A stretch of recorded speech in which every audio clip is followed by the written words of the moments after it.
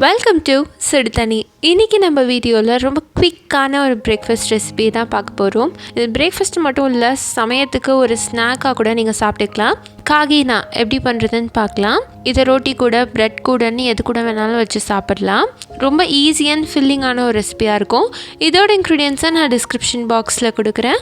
இப்போ வாங்க சேர்ந்து சமைக்கலாம். ஃபர்ஸ்ட் இதுக்கு ஒரு பவுலில் 10 பல் பூண்டு சேர்த்துக்கலாம். இதில் 1/2 டீஸ்பூன் மிளகாய் தூள் சேர்த்துட்டு நல்லா தட்டி எடுத்துக்கோங்க. இதை அரைக்கிறத விட தட்டி நம்ம யூஸ் பண்ணிக்கிட்டா இன்னும் நல்லாயிருக்கும். இந்த மாதிரி நல்லா தட்டிட்டு இது தனியாக எடுத்து வச்சுக்கோங்க. அடுத்து ஒரு பேனில் 3 டீஸ்பூன் எண்ணெய் சேர்த்துக்கலாம். இதில் ஒரு பெரிய வெங்காயத்தை நல்லா நீளமாக நறுக்கி சேர்த்துக்கிறேன்.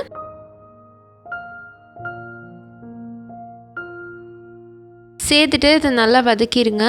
ஆனியன்ஸ் ஓரளவு கண்ணாடி மாதிரி வந்ததுக்கப்புறமா இதில் ஒரு 1/2 டீஸ்பூன் இஞ்சி பூண்டு விழுது சேர்த்துக்கலாம். சேர்த்துட்டு அதையும் பச்சை வாசனை போகிற அளவுக்கு நல்லா வதக்கிடலாம். இதில் ரொம்ப மினிமலான இன்க்ரீடியன்ஸ் தான் சேர்க்க போகிறோம். ஸோ எல்லாத்தையுமே சேர்த்துக்கோங்க, எதையுமே ஸ்கிப் பண்ண வேண்டாம். இது ரெண்டுமே நல்லா வதங்கினதுக்கப்புறமா இதில் ஒரு பச்சை மிளகாய் சேர்த்துக்கிறேன். உள்ளே இருக்க விதையெல்லாம் எடுத்துகிட்டு குட்டியாக ஸ்லிட் பண்ணி சேர்த்துக்கலாம். விதையோடு சேர்த்திங்கன்னா ரொம்ப காரமாக இருக்கும். ஸோ விதையெல்லாம் எடுத்துகிட்டு அதுக்கப்புறம் சேர்த்துக்கோங்க. சேர்த்துட்டு நல்லா வதக்கி விட்டுடலாம். இதுக்கு தேவையான உப்பு சேர்த்துட்டு நல்லா மிக்ஸ் பண்ணிக்கோங்க.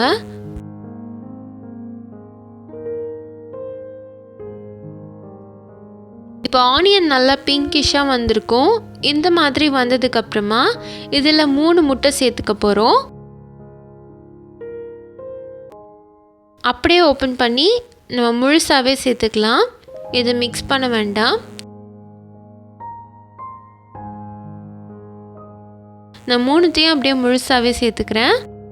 இதை சேர்க்குறதுக்கு முன்னாடி ஆனியன்ஸ் நல்லா ஸ்ப்ரெட் ஆகிருக்கான்னு பார்த்துக்கோங்க. அப்போ தான் பேஸ் வந்து ஈவனாக இருக்கும். இந்த முட்டைக்கு தேவையான உப்பு மட்டும் சேர்த்துட்டு இதை மூடி அப்படியே வச்சிடலாம்.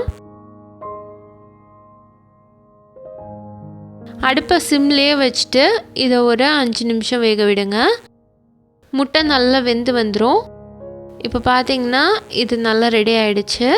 இது மேலே நம்ம பண்ணி வச்சுருக்க அந்த கார்லிக் சட்னியை நம்ம சேர்த்துக்கலாம்.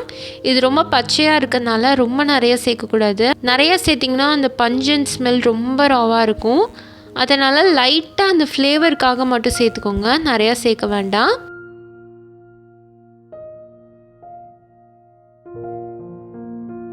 சும்மா ஸ்ப்ரெட் பண்ண மாதிரி சேர்த்துட்டு இது மேலே கொஞ்சமாக கொத்தமல்லி தழை சேர்த்துக்கலாம். அவ்வளோதான், நம்மளோட காகினா இப்போ சூப்பராக ரெடி ஆகிடுச்சு. இந்த மஞ்சக்கரு கூட நல்லா வெந்திருக்கும்.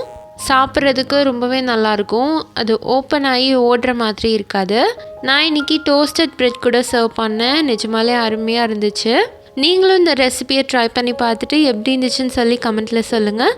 இந்த வீடியோ உங்களுக்கு பிடிச்சிருந்தால் லைக் பண்ணுங்கள். சுடுதண்ணி சேனலை சப்ஸ்கிரைப் பண்ணுங்கள். தேங்க்யூ.